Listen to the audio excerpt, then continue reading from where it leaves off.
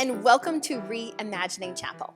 My name is Amanda Esco, and I'm the director of the Religious Education Program here at the First Unitarian Church of Salt Lake City.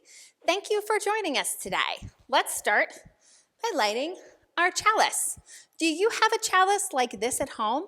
If you do, go run and get it right now and meet me back here. We'll light our chalices together.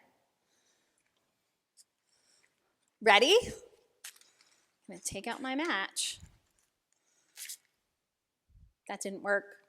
Has that ever happened to you before? Let's try it again. Sometimes we have to try things more than once to get it to work. There it goes. Symbol of light, symbol of knowledge, symbol of warmth, symbol of freedom. We light this chalice as a symbol of our faith. Here we gather to celebrate hope and the infinite possibilities of love. I'm going to put it on our altar up here. But I am so glad to see everyone today. This week we have had or are going to have our annual Christmas pageant on Zoom. We have solstice and Christmas Eve. There are a lot of activities happening in our congregation this week. So make sure you pay attention to those announcements and events so you can join us when you're able. But I am awfully glad that you're here with me today. So in today's Reimagining Chapel, we are talking about space and the stars and solstice and our place within this great vast universe. So I'm glad you're here. Let's start our Reimagining Chapel, though, by doing what we like to do when we're even in person. Share our joys and concerns. What's going well for you? What do you maybe need help with? I'll start. Today, I am feeling so joyous about the coming week ahead. We have a lot of things to look forward to, but there is some sadness with that because our traditions are different. How are your traditions different this year? But how are they still special? I want to hear about them, so you can put them in the comments or just tell me next time you see me. But rethinking how we're living our lives and rethinking our traditions has given us a big gift for us to evaluate what's important to us. I can't wait to hear what's important to you. Well, I want you to share with whoever is with you. A mom, a dad, a sister, a partner, a puppy dog. I always like to share with my puppy dogs. So go ahead, go share. I'll be right here waiting for you.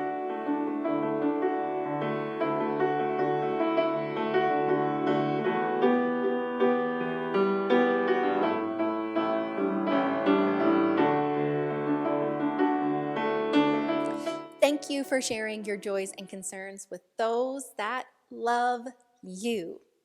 Our UU of the week today, I actually get to share, and I am very excited to share with you this gifted and talented scientist. I hope you enjoy.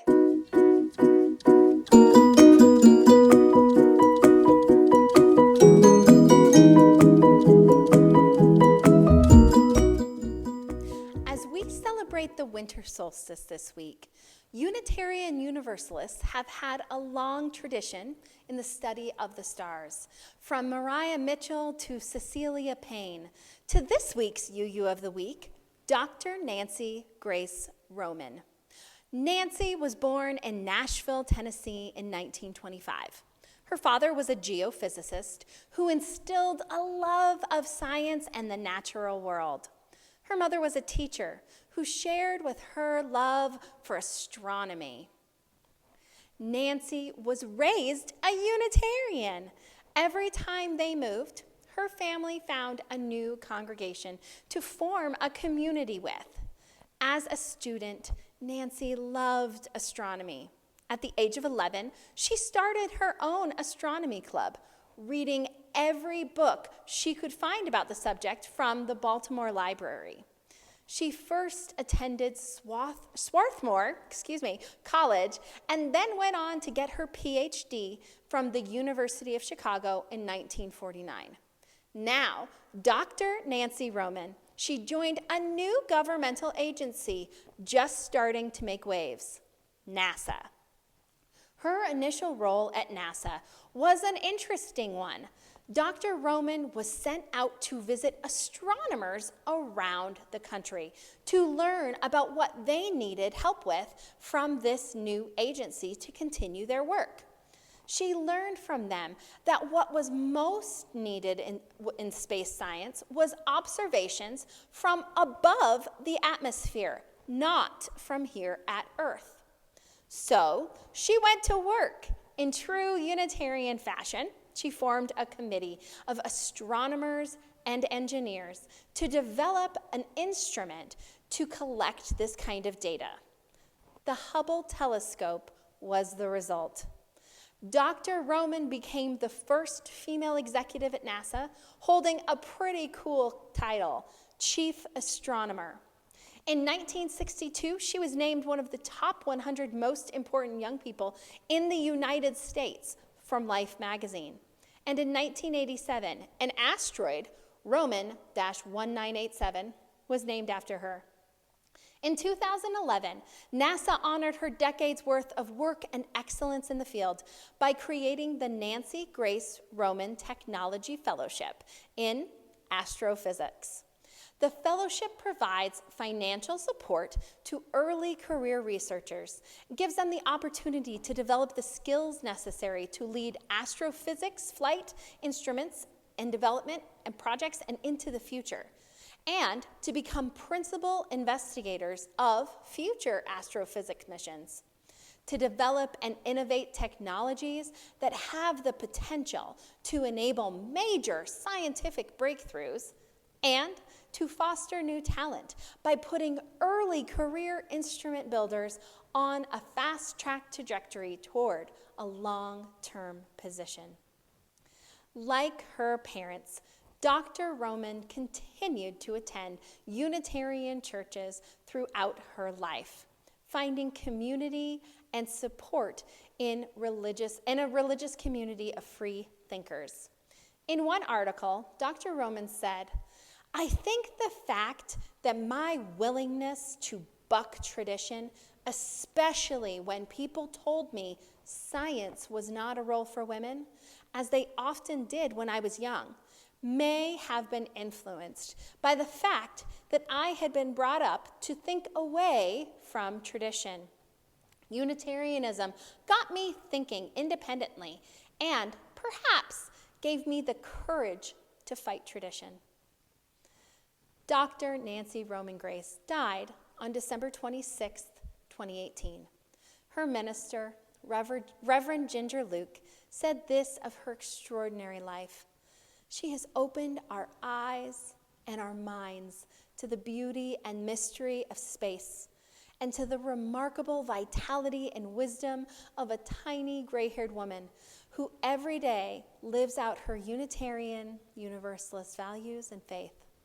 She has awakened us to our own pride in seeing a woman excel and be honored."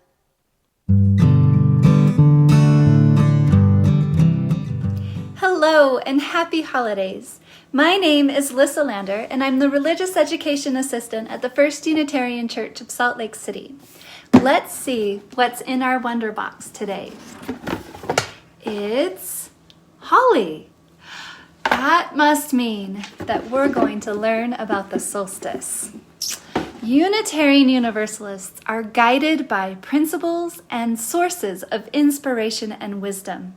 And source number 6 invites us to learn about and honor the spiritual teachings of earth-centered traditions which celebrate the sacred circle of life and instruct us to live in harmony with the rhythms of nature. And solstice, or Yule, is the perfect time to do this. We know from our many solstice celebrations together at the First Unitarian Church that December 21st is the shortest day and the longest, darkest night of the year. Cultures around the world have performed rituals or held giant parties to invite the sun to come back. Many cultures have decorated with evergreens and pretty little baubles hung in trees. Candles, music, delicious food also mark this moment in the wheel of the year, or the cycle of solstices and equinoxes. One story which explains the significance of this event is about the Oak King and the Holly King. A version of this story from patheos.com was shared with UU World in 2016. The story is told that in the beginning there were two gods who were brothers, and like many brothers, they struggled with each other for ascendance and power. One brother was the king of the forces of life, light, and warmth. He wore a crown made of green oak branches and brought with him all growth and vitality, fertility, and abundance. He was called the Oak King. His brother was the king of the forces of death, cold, and darkness. He wore a crown made of prickly holly branches and brought with him all withering and decay, stillness and hibernation. He was called the Holly King. The brothers were identical in strength, and so year after year the same pattern was repeated. Each year the Oak King would grow strong and mighty, and during his time of dominance, the light would gradually increase, bringing with it warmth and abundance. But each year, at the height of his power, he would be thrown down by the Holly King. In the wake of the Holly King's victory, the light would gradually fade, and as it did, cold would come and the land would go dormant. But at the height of the Holly King's party, he would be challenged again by the Oak King and would fall. And the cycle would repeat again and again and again. Alone, the brothers were equals. But soon there came a race of beings known as people. The people watched this cycle, and pretty soon they began to take sides. The people loved light and warmth, and they feared darkness and cold. And so each year they would celebrate the victory of the Oak King, but they would mourn the victory of the Holly King. When the two struggled with each other, the people would lend the strength of their voices and their bodies, their minds and their spirits to the Oak King, but the Holly King was without their support. And so time went by. Over time, the people's adoration of warmth and light only grew, and so they began to invent ever new ways to find light in the darkness and warmth in the cold. And finally, if they wished it, they could spend all of their time in the light they had created, and they could be warm all year long. But their efforts to stay always in the light and the warmth were not without consequences. Generations passed, and generations again, and the people did not at first notice the shifts in the balance, but finally they could ignore it no longer. The people began to notice that darkness was disappearing from the land, driven out by millions of lights the people had created. Animals, birds, plants, even people began to suffer the effects of light unbalanced by darkness. But it was not just darkness that was disappearing. Cold began to flee too. The whole world began to get warmer. Summer began sooner and lasted longer. Ice that had been frozen far longer than the longest memory of the oldest person in the land began to melt. Migrating birds and animals began to be confused about when to begin the migration. Plants found themselves rooted in climates that no longer supplied their needs. The air was changing, and the winds that had brought rain and taken it away again began to flow in unexpected directions, causing drought here and floods there. The people began to see that their support of warmth and light over cold and darkness had altered the balance of the whole world. They began slowly, one at a time, to realize that the Holly King was dying. And for the first time, this thought filled them with fear. What would happen if the balance continued to be destroyed? Could they even survive in a world without the Holly King? And in the world of the gods, the Oak King realized it too. And though they had been competitors all these many centuries, he also realized that he loved his brother deeply and could not live without him. The longest night came, and the Oak King and the Holly King met again, but this time the Oak King had no heart for the fight. He lay down his sword. He came open-handed to his brother, who was struggling just to stay on his feet. The Oak King wrapped the Holly King in a tight embrace, and he promised to set aside their enmity and to help his brother heal. On the night when he usually claimed ascendance, the Oak King realized that the world was already too warm and too light. And so he laid the great oak crown on the head of his brother, took his hand, and each supporting the other, they went out into the world to see what could be done to restore balance. So that's an ancient story about the Oak King and the Holly King with a bit of a twist to remind us of the situation that we find ourselves in now with our planet warming and things changing with winds and hurricanes and storms. And we've got to do something to find that balance. And the solstice is a great time to start. Thank you for joining me for the Wonder Box.